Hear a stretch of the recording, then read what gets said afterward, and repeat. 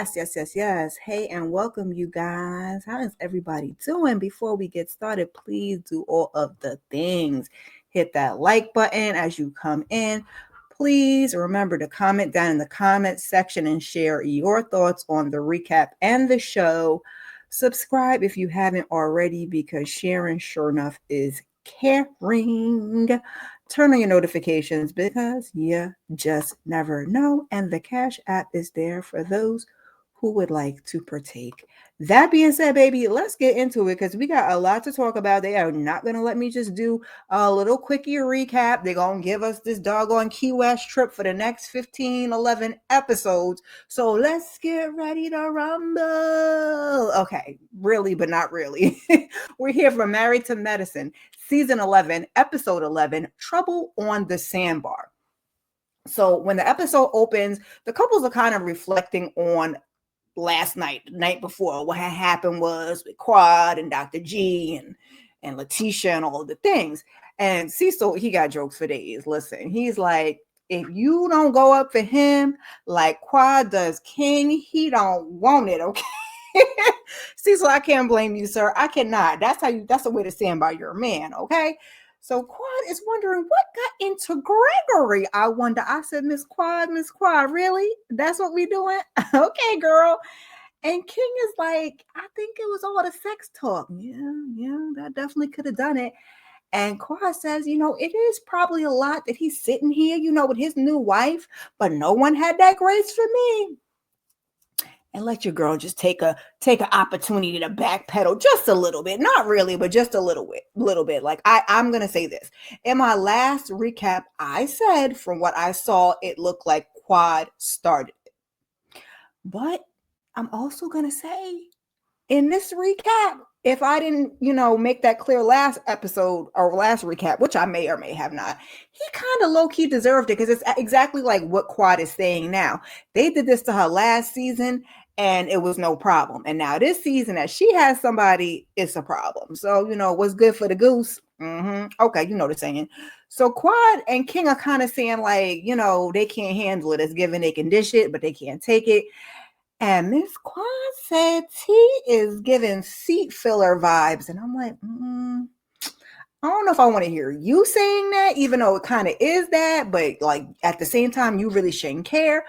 But she also says she was triggered by all the hollering he was doing. Baby, we was all triggered, okay? Anybody that's ever been in a relationship like that, whether there's nothing physical, that mental, that verbal can be a lot. So all the hooping and hollering, nobody wants to hear the hooping and hollering. Trust me. Never, ever, ever. So Dr. G and Letitia, of course, they're in their room essentially having the same conversation. They're talking about it. He apologizes for how he spoke. He apologizes for how he spoke to her, but not for how he felt. But not for how he felt, child. This episode got me rushing over my words, all excited, like it's very therapist of him. I will apologize for how I spoke to you, but not for how I felt. So he thinks he was protecting her, which really, that's what we're gonna call it.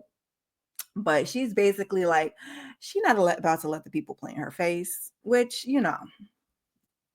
who can honestly blame her? He's saying that it's the age gap thing. He expected her to be older and wiser. And I'm like, gee, don't get it twisted, okay? No woman wants someone to play in her face, period. That's where I'm going to give Letitia the point.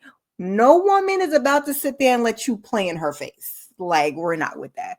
So this is a fresh day. It's a fresh start. Toya and Dr. Eugene are heading out with Dr. Mimi and Steve. And in the car on the way to, their little sit down and have their little vittles, their little eats, if you will. He's kind of talking about his upbringing, rags to riches kind of story.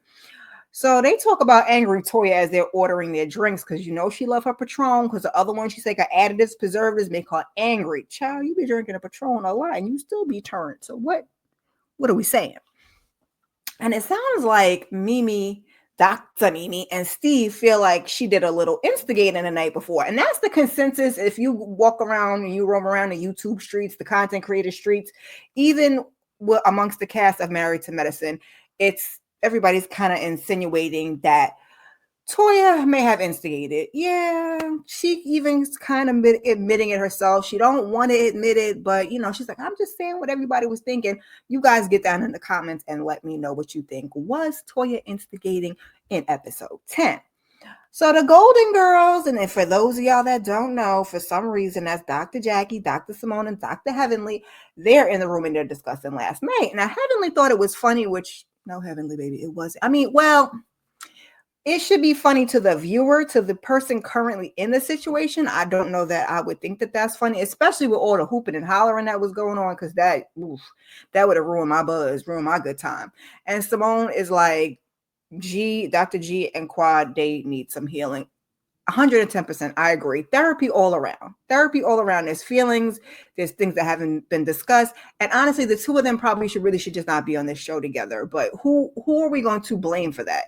I guess we can give Heavenly that, since she took part in Dr. G and Sweet Tea coming back, because it kind of did facilitate Quad with a storyline. But I feel like they thought that Quad was going to be leaving, since they tried to push Quad out. He likes to be on the TV. Sweet Tea wanted to be Quad, and then Quad, she's still standing. She's still strong. So here we are. At this time, Dr. Heavenly takes the time to tell Dr. Jacqueline that she invited Apollo, and she thinks that he can show Greg how to act. Girl, really? Apollo, you don't know. I mean, I know that's Dr. Damon Daddy's patient or whatever, but you don't really know Apollo like that. You think Apollo gonna show somebody how to behave? We're gonna wait for it. So now Simone is worried about the invite with Shek being there. So Jackie's like, yeah, Phaedra knows Apollo. Jackie is kind of saying that Phaedra knows Apollo is going to be jealous, which that's what everybody's worried about.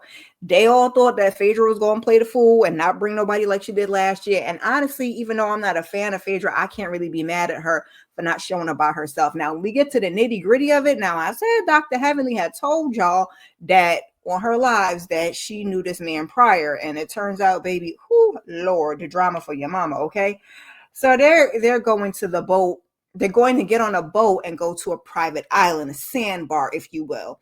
And they feel like they want to get the seating down to keep the peace. Like, let's keep Dr. G and Quad. Let's keep them as separate from each other as we possibly can. So now everybody gets on the boat, and they're waiting for a little while. And Apollo finally arrives to the boat with his wife, Shireen, who he had just said last episode wasn't coming. And the people start to whispering, baby. The people is whispering. They whispering, okay? Phaedra is reminding us in her confessional that Shireen, is the mistress, the side chick, if you will, that he was doing what he was doing with while Phaedra was pregnant with the last baby. Now, baby, the tables have turned. Fast forward to present. Apollo and Shireen is supposed to be getting divorced. I believe she filed, and I said, how you get them? ... You know the rest of that statement. I said, baby, this is about to be hell of awkward, okay? And I said, baby, Shireen really does know Shek. She all hugging this man around the neck. She's asking him, what are you doing here? He daps Apollo up, and I said, oh, Lord. I didn't even think, because the beginning of the episode wasn't giving that much, because we all wanted to see the rumble in the jungle, which was King and Dr. G, which we didn't get that much of, as y'all know. They gave us all of this at the beginning, and we ain't asked for it, but we got it, and, it was enough to whet the appetite. So Apollo was telling Quad that Phaedra said she didn't know Shek, or something to that effect, or he said he didn't know her, or somebody said that they didn't know each other, is the moral to the story, but that's his boy. And I said, yikes. Yikes. Is his bestie. It's about to get messy. Okay, yeah, don't judge me. Right? Apparently, they've had conversations about it, and Heavenly's like, listen, I didn't know nothing about this. Like, I didn't know that, that was your homeboy. She going to apologize during this episode. I think we're going to see her apologize the next episode. And I'm like, Heavenly, you don't feel like you owed Phaedra an apology at all? Although Phaedra did not do much last season, she really did need to clock in this season, even though she just used this as a stepping stone to go back to Housewives of Atlanta. You kind of did open the door low key.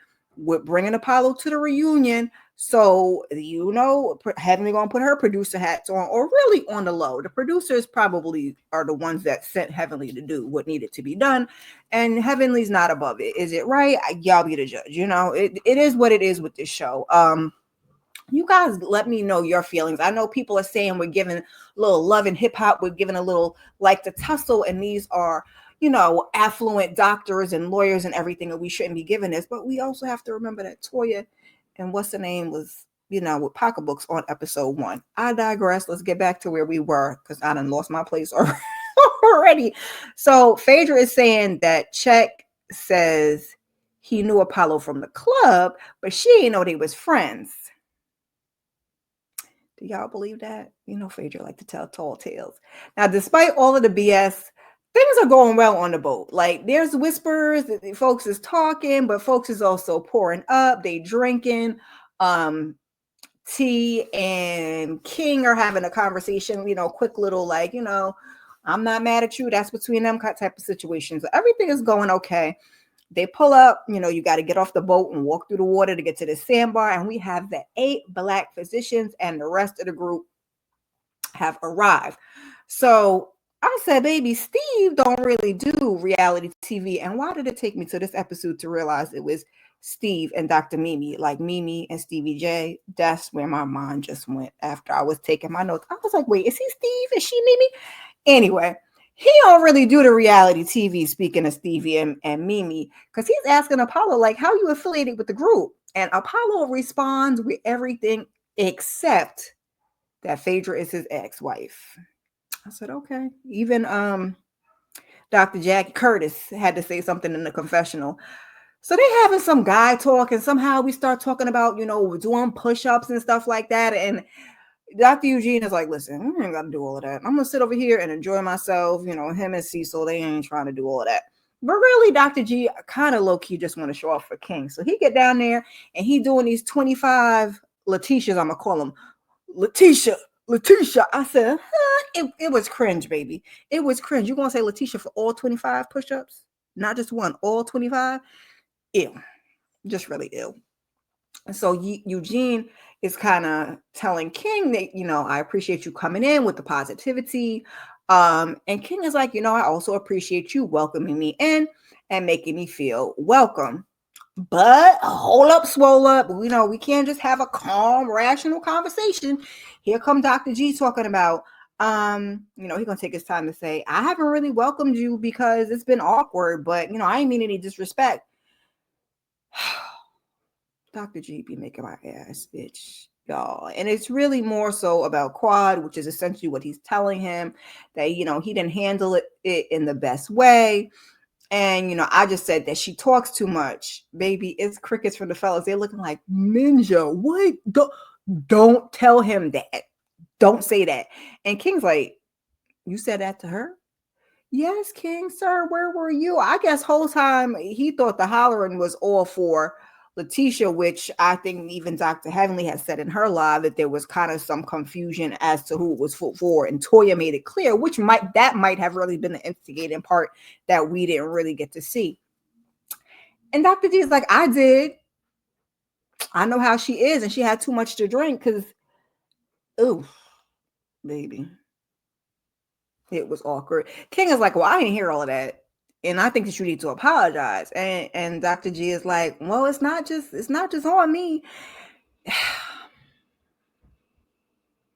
He's partially correct and not. Y'all let me know how y'all feel about the situation. I don't like to be team anybody. I'm really just team Kira, but I'm gonna go a little bit more towards the side of Quad with this one, but I mean, at the end of the day, they both need therapy and healing, like Dr. Simone has said. At some point, Scott is like something about letting the sun set on what happened last night, but King said he don't think so. By the time we came back to the commercials, they didn't like pick up from the specific spot where they left off, so I had tried to weave it in there. Now Eugene is trying to clean it up, but he can't find the words. He's like, listen, fellas, because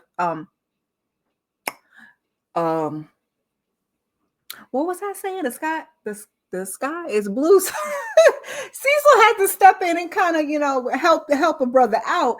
And then Dr. G out of nowhere gets up and gets in King's face. This is the point where I thought they was gonna tussle, because what the you getting up getting in his face for, B? Talking about, oh, I don't know you, and if I knew you, I would address you. And he's saying something about, oh, I'm glad you standing up for her and blah, blah, blah. And then he like goes and sits back down. And I was like, this is where I always keep giving the kudos to King for just being real smooth and real cool about it, because you're not about to stand up in my face with your little self and all that damn squeaking. You're not about to do it. But I digress. So Phaedra and Shek is over there, baby. They doing whatever they're doing, okay? And the other ladies are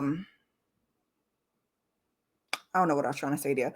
The other ladies are kind of like having their own conversation.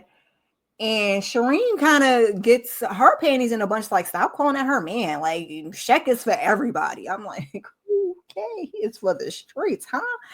And Letitia's like, well, I think, she's just kind of having fun. I don't think it's nothing too serious. Yes, please, let's not get it twisted. Miss Phaedra Parks is not, she play all day, okay?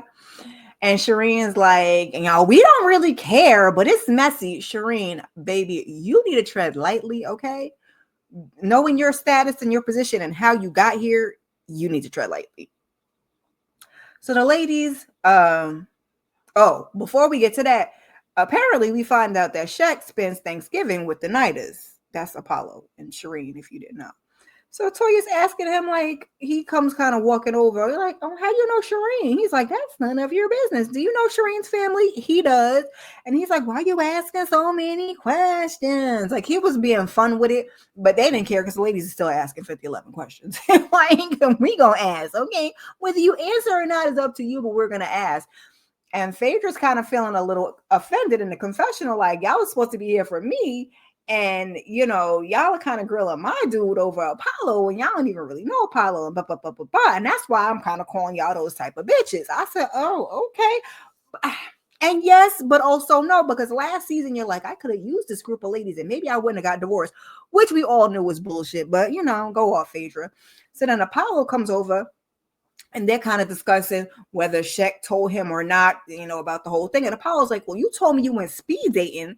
And apparently Apollo knew that they matched, but he was like, there was no follow-up after that. Like, yeah, you told me you matched with her, but I ain't hear nothing about, all this stuff you talking about going on a date and all this other stuff. So Apollo was like, listen, y'all are really both just snaky at this point. And Apollo was even pretty cool, and he was irritated. He was bothered. Like, I'm not going to sit there and say that. He was bothered, but he was far cooler than Miss Shireen was being. So Phaedra's like, what does it matter, Apollo? I'm not married to you, baby. Why she said that? Shireen starts to scream, Apollo don't care about you, but baby, it's given he does. Okay? He does. That's how it's feeling. And she called Phaedra Fei, to which she says, first of all, that is not my name, you bad built bitch. I said, ooh, I was surprised we didn't get a little bit more action for the bad built B of it all, but I think Dr. Heavenly has said she didn't really hear her because it looked like Shireen liked to fight. And I was like, child, we kind of get silence is what we get. And then they start going back and forth and back. And then finally, Phaedra and Shek kind of, walk away and going about her business. So Letitia's asking Shireen, like, who invited you? And maybe when she says Dr. Heavenly, she's like, what's the purpose? And what's the purpose? What was the purpose for her inviting them here? And Heavenly's like, don't ask me shit, okay?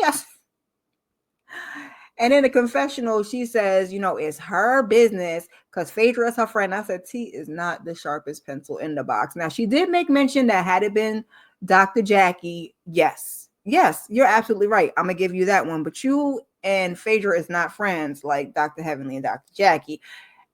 Phaedra would definitely not give any of this energy for you, baby, at all. And I'm just dumbfounded that at the way G acted over Phaedra at the reunion, that you still cozying up to this lady, saying that she's your friend, like she won't stab you in the back. But again, not the sharpest pencil in the box. So now they start going back and forth. So much so Heavenly go to hop up and her ass fall down in the water. But God, baby, okay, sit your ass down because you and T's not about to tussle. One is calling, I don't know what Heavenly called her, but I do know T called Dr. Heavenly a big bag. And I was like, baby, have you I don't want to say you built like a refrigerator, but baby, who you calling a big bag? Okay, and I'm a little big backish myself, okay? But when we're standing here looking at it, T is looking a little bit more big backish than Heavenly, but I digress.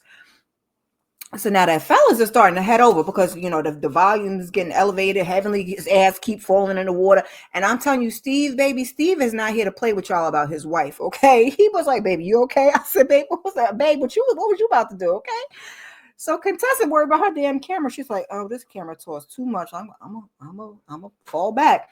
So Dr. G, he's holding Letitia, but King decides that this is the time that he wants to speak to Dr. G. So he kind of pulls him to the side and is saying in the confessional, like, it's a good time to get him to the side so he won't be real rah-rah with other people being in a conversation. And yes, but I still don't know that this was exactly the time to have that conversation. Like, yes, the people were distracted by the other things going on, but his wife was on 20, and then I just knew this conversation was not about to go well, and not on the strength of King, more so on the strength of Dr. G, just because Dr. G is hot-headed. So he kind of tells him, like, I'm gonna let last night slide, but like, don't speak to her no more. And Dr. G's like, I don't want to speak to her. I'm like, if you don't squeak your ass, shut it or shut up. So he was like, okay, so we don't have no problems. Is kind of what King is saying him. But Dr. G is like, well, you need to tell her to stop saying ish to me. And King is like, no, she can say whatever she wants. And I said, I know that's right, King. I know that's right. And I know y'all are gonna say, well, Kira, that's not right. Why does she get to say what he wants and he don't get to say what he wants? Well, King is addressing that because he's kind of telling him, because Dr. G's like, not me, she can't say whatever she wants. Does that make sense? But King is basically saying to him, this is why I say it gives the clarification. Address me. She says something, you address me. And that's how we're going to handle it. And y'all always say the women's talk to the women's and the men's talk to the men's. So this is a perfect situation that we can kind of handle this. And King is kind of cool, calm, and level-headed. So if you come to him, he could kind of say whatever and soothe her. Because like whole time when they was having that argument in episode 10, he kind of just like sat her on his lap, refocused her energy. Like he never talked to her crazy. He never chastised her, even when they was in the room. He just like, now I don't know if this is how he is in real life, but it's giving me real smooth, calm, and collected. And I like to see it personally. So Dr. G, he's turning up, baby. King is like I know about the past. He's like, her side. He's like, well, tell me something different. Tell me something different then. So Dr. G's like, you'll find out. He's like, you don't want to find out. I said, oh, you better back up off King, okay? Dr. G like, what that mean? What that mean? What that mean? Listen, I'm a doctor and I'm not about to fight. I said, and clearly you're not about to shut up either, which is what you should have done. Every action has a reaction. So you're going to say you don't want to fight, but you're very turned up in this man's face. Okay. This is the same thing. You're saying it's a maturity factor when you're talking to Letitia earlier, but nobody's about to let somebody play in their face. You're also not about to hoop and holler in my face. So I don't know how you thought this was going to go if nobody backed off and walked away and you just little and squeaky, but I'm going to come up off your neck. So King is telling him, he's like, because he said something about him making veiled threats. King's like, oh, it ain't no threat. It ain't no threat. Gee, he going on and on and on and on. Who do you think you're talking to? Baby, you mother effer. You mother effer. Let's say that correctly. You mother effer. That's who I'm talking to. That's low key what King had wanted to say. Like, I'm talking to you, mother effer. That's who I'm talking to. So Cecil and Shaq kind of both get in between them and kind of like separate them, kind of trying to take them to opposite ends of the sandbar. Baby, like I said, Dr. G is still going. Talking about who you think you're talking to. King ain't with it. Now, all of a sudden, King won't walk around with his shirt off the whole time. He take the shirt all the way off. We see Quad and her cakes go running, okay? King go running too, baby, okay? Dr. G, he's trying his best to get the hell out of there from what we could see because they ain't showing us too much. He kind of trying to back up so he could turn around and run. Steve is heading that way to try to help the situation, and we see T break away from Phaedra and goes running, baby. Rumble in the jungle, baby. That is where the episode ends. Now, these are doctors and lawyers and everything else. And I do believe that Dr. G pressed charges against King. So I don't think we're going to get to see the full altercation, how we would like to see the altercation. I just want him to connect just a little bit because Dr. G just talks hella shit. Both of them could have been a little bit in the wrong. You can get that in the comments and let me know how you feel. This is just my channel and my opinion. So, I just gotta say what needs to be said. Because like I said, I feel like for the most part, King has handled himself pretty well. Now, did that conversation need to be had at that point in time? Maybe not. So next week, it looks like we're going to hear Heavenly, saying to the group that we went from 20 people to 14 people. And baby, I said, the bigger you try to make the group, the worser things get, okay? Big groups don't always go so well. Sometimes it's just best to keep it small. And then you have all of these individuals like Phaedra and Shaq really didn't need to be there, but I get, Phaedra's part of the show for sure. For sure. Even before Phaedra and Shaq, Apollo and Shireen didn't need to be there. So there's that. Anyway, Dr. G is telling T, like, it would have been a fight to the death. Dr. G, that's why you're suing now. Let's keep it a buck. You ain't about to do a motherfucking thing, okay? You ain't about to bust a grape in a fruit fight, okay? I understand. You got to try to be a man for your woman, but let's keep it a thou wow, okay? Heavenly says, she didn't know the guy was, I didn't know the guy was your friend. We see her sitting down talking to Apollo and Shireen, and Heavenly, they don't even really deserve all of that. I mean, I guess you wanting to clear your name. I don't know how I feel about that. We'll, I guess, talk about that more next week when it plays out. It looks like we still going to be in Key West, baby. So if we're in Key West, y'all going to get a full recap. If we get half Key West and half Atlanta, I'll try to trim it down a little bit for y'all. But it is what it is. We see Phaedra kind of saying like she don't fool with this type of mean girl and hopping on the PJ and getting the heck out of here, baby. It was good to me. I know a lot of people don't like this drama for the medicine wives and, married to medicine. And, I get it. I get that. But, this is what we got. So we're going to enjoy the little bit of entertainment as it comes. I had to have my This Is Alleged down in the scroll. And I keep forgetting to have that up there just for the sake of, we're talking about things like Dr. Heavenly's YouTube and other things. And I listen, don't come for me. Okay. I'm not trying to send for you. Do not come for me, okay? This is a show. This is a program, okay? I'm just giving you my opinions. Like I said, before you leave out of here, please make sure that you've liked the video, comment down in the comment section and let me know what you thought of the episode, and all the questions that I asked you guys. Please, please, please subscribe if you haven't already. Tell a friend to tell a friend. Sharing is caring. Share this video where you share your videos. And turn on your notifications because life be life. And also this reminder, as we're talking about subscribing, please help me. I'm stuck in 400 jail. I cannot seem to get out, and I would like to get to 1,000, sooner than later. Much, much appreciated. I appreciate you guys. Your girl's on a little staycation, vacation, but I am honestly quite exhausted. So I'm going to try my best to continue to get out content for you guys. But like I said, just stay tuned, keep your notifications on, and I will see you guys in the next video. I appreciate you. Peace.